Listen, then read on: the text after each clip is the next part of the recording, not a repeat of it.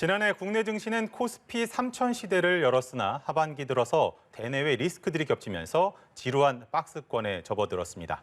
과연 올해는 어떨까요? 박재영 한국투자증권 이비즈팀 팀장과 함께 전망해 보도록 하겠습니다. 어서 오십시오. 안녕하십니까?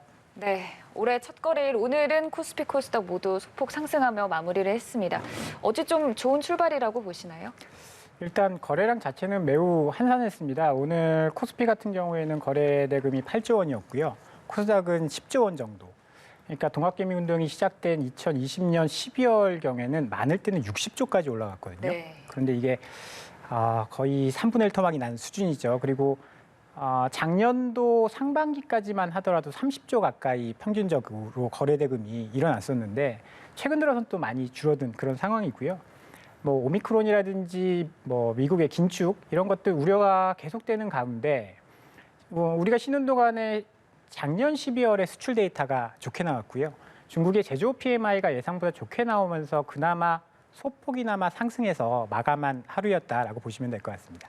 거래량이 많이 줄어서 그런 걸까요? 1월에는 원래 기대 매수세가 좀 몰리지 않을까라는 시선도 많은데 올해는 좀 힘들다는 비관론도 있습니다. 어느 쪽에 좀 전망을 하시나요? 일단은 2017년부터 1월 달에는 주가가 계속 올라왔거든요. 네. 그리고 이제 증시에는 1월 효과를 기대하시는 분들이 많을 것 같은데 올해는 조금 힘들 수도 있다라는 전망들이 나오고 있어요. 그 이유가 뭘까요?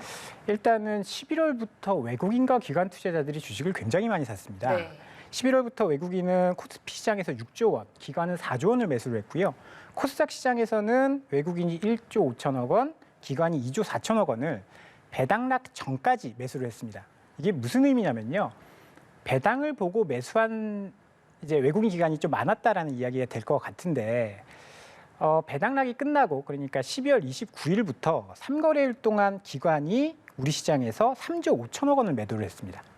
그리고 외국인은 코스피에서는 한 600억 정도 팔았는데요. 코스닥 시장에서 7천억. 뭐 이렇게 되면 11월부터 배당락 전까지 외국인 기관이 14조 원을 순매수했는데 배당락 이후에 기관이 3조 5천억 원을 판 걸 보면 1월 달에는 아무래도 배당을 받았기 때문에 배당받았으면 그걸 팔 만한 요인들이 계속 좀 나올 수 있다라는 것이 좀 걱정스러운 그런 상황이고요. 그렇게 따진다라고 한다면 1월 효과가 아주 없다라고 이야기할 수도 없는 게 왜냐하면 기대감이 커지는 게 1월입니다. 이제 12월까지는 이제 작년 실적 보고 주식을 했다라고 한다면 올해부터는 기업이 2022년도에 어떻게 될까를 전망하는 그런 기대감이 많이 발현되거든요. 그럼 대형주에서는 외국인 기관이 많이 판다라고 했을 때 조금 1월 효과를 보기 어렵다라고 한다면 중소형주에서 좀 기대해 볼 만한 요인들이 좀 있다라고 생각을 하면 될 것 같습니다. 그러니까 연말에 주로 배당을 받고 또 연초에 다시 매도할 가능성이 크기 때문에 좀 불안 요인이라고 말씀을 해주셨는데 그 네. 외에 또 변수들이 있을까요? 일단은 국내 증시의 변수라고 하면 가장 큰 거는 금리 인상이죠. 네. 그리고 인플레이션입니다. 이게 두 개가 맞물려 있다라고 생각을 하는데요. 금리 인상 같은 경우에는 단기적인 충격을 줄 수 있다라고 봐요. 뭐 올해죠. 올해 연준이 3월에 금리를 인상할까 6월에 인상할까 걱정을 하고 있는 그런 상황인데 어쨌든 금리 인상이 예상은 되거든요. 2013년 때처럼 뭐 테이퍼 텐트럼 이런 약간의 단기적 충격은 있을 수 있다라고 봅니다. 그런 것들이 올해 상반기에 좀 리스크 요인이고요.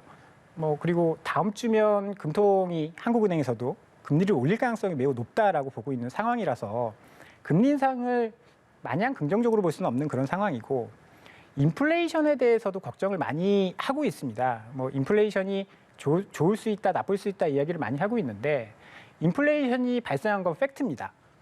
이게 뭘 의미하냐면요. 기업의 생산자 물가가 올라가면 기업의 비용이 높아진다는 뜻이에요. 그러면 이거를 제품 가격으로 전가할 수 있는 기업이 있다라고 한다면 문제가 되지 않겠지만 또 가격을 올리면 수요가 줄어듭니다. 그래서 압도적인 브랜드 네임을 갖고 있는 그런 기업이 아니면 가격을 인상하기가 굉장히 어렵거든요. 그러면 병목 현상이나 이런 것들은 계속되고 있는 상황에서 기업의 생산자 물가가 높아진다? 이건 기업의 이익이 조금 떨어질 수 있다는 이야기가 될 수 있거든요. 그래서 인플레이션이 계속 이런 상태로 지속되는지 여부를 한번 봐야 우리 증시를 좀 예상을 할 수 있을 것 같습니다.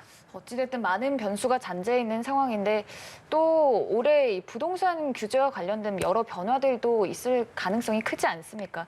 이 규제가 강화되면 부동산 시장에 오히려 증시에는 또 호재로 작용할 수도 있지 않을까 이런 생각도 있거든요.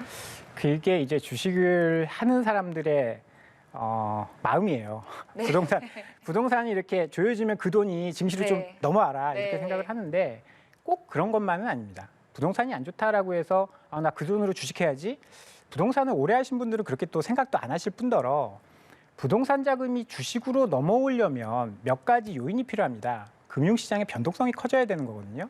그 대표적인 예가 2020년입니다. 2019년도에 부동산 규제가 굉장히 강했고 2020년에 코로나가 발생하면서 주식이 큰 폭으로 하락했기 때문에 여기서는 수익이 좀 날 수도 있겠다라고 한 부동산 자금이 들어온 거지. 부동산 시장에 규제가 많아지고 부동산 시장이 안 좋아진다라고 해서 증권 시장으로 돈이 넘어온다? 그렇게 생각할 수는 없을 것 같고요. 아니 부동산 시장 하락하고 주식 시장 하락하면 똑같은 거거든요. 그래서 그렇게 보기보다는 올해 주식 시장이 매우 좋거나 아니면 크게 떨어졌을 때 부동산 자금이 옮겨올 수 있다. 이렇게 생각하는 게 좀 합리적일 것 같습니다. 그럼 어찌 올해 이 코스피 흐름 일단 작년에는 3,305포인트 신고가를 경신했는데 그걸 뛰어넘을 수 있을 거라고 보시나요? 시청자분들한테 좋은 얘기를 해드려야 되는데 저는 사실 개인적으로는 조금 어려울 수도 있다라고 보는데요. 이제 작년에는 분위기가 굉장히 좋은 시점에서 이익도 늘어나고 자금도 들어온 상황에서 3,300을 넘긴 거였는데 지금은 약간 분위기가 달라졌습니다. 그래서 3,300을 넘기려면 이익이 좋아져야 되는 거고요. 그래서 내년도에는 3,300 이렇게 지수가 높아지는 것을 보기보다는 기업의 이익이 늘어나는지를 한번 확인을 해보고 3,300을 갈지 안 갈지 타진해보는 게 좋을 것 같습니다. 작년에 3,300 이후 주가가 떨어진 이유는요. 기업의 이익 추정치가 좀 낮아졌기 때문에 그렇거든요.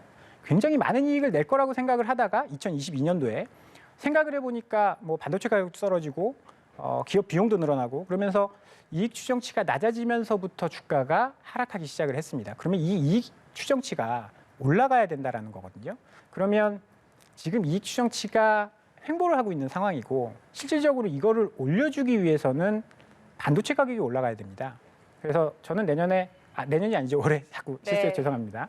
올해 상저하고를 보고 있는데요. 그 이유는 이익 추정치가 아직 변하고 있지 않은 상황에서 반도체 가격의 하락이 멈췄습니다. 작년 말에 반도체가 굉장히 큰 겨울이 올 것이다라고 하면서 이익 추정치를 많이 낮췄는데 이 이익 추정치가 다시 올라간다라고 한다면 삼성전자가 코스피 전체 그 이익에서 한 25% 정도를 차지하거든요. 이 부분이 올라가게 된다라고 한다면 하반기에 좀 기대를 해보셔도 좋을 것 같습니다. 네, 일단 보수적인 관점에서 말씀을 해주셨는데 마지막으로 이재명, 윤석열 두 대선 후보가 어찌됐든 이 증권시장과 관련된 여러 발언들을 내놓고 있습니다. 이재명 후보는 5천 시대를 향해 나아갈 것이다 이런 전망을 하기도 했고 윤석열 후보는 공매도 제도 개선을 하겠다 여러 공약들을 내놓는 상황에서 현실성이 조금 있어 보입니까? 사실 매번 대선 때마다 이런 이야기는 나왔었고요. 예전에 이명박 대통령이 나올 때 굉장히 높은 지수를 보낼 것이다 이런 이야기도 있었는데 그럴 때마다 사실 공약에 그치지 않고 실행을 해주셨으면 좋겠어요. 뭐 거래소를 폐지한다든지. 그런데 굉장히 현실성이 좀 떨어지지 않나라는 생각이 들고요. 지금은 공약이 많이 나오지 않는 상황이라서 시장에는 영향을 그렇게 크게 주지 않는 상황인 것 같고요. 이런 반가운 공약이 현실화됐으면 참 좋겠습니다. 네. 반가운 공약이지만 현실화 가능성은 조금 떨어진다는 말씀을 해주셨는데요. 올 한 해도 우리 경제 전반적으로 좋은 소식들 들려오길 바라겠습니다. 오늘 이 시간 전문가와 함께 얘기 나눠봤습니다. 박재영 한국투자증권 이비즈팀 팀장이었습니다. 고맙습니다. 감사합니다.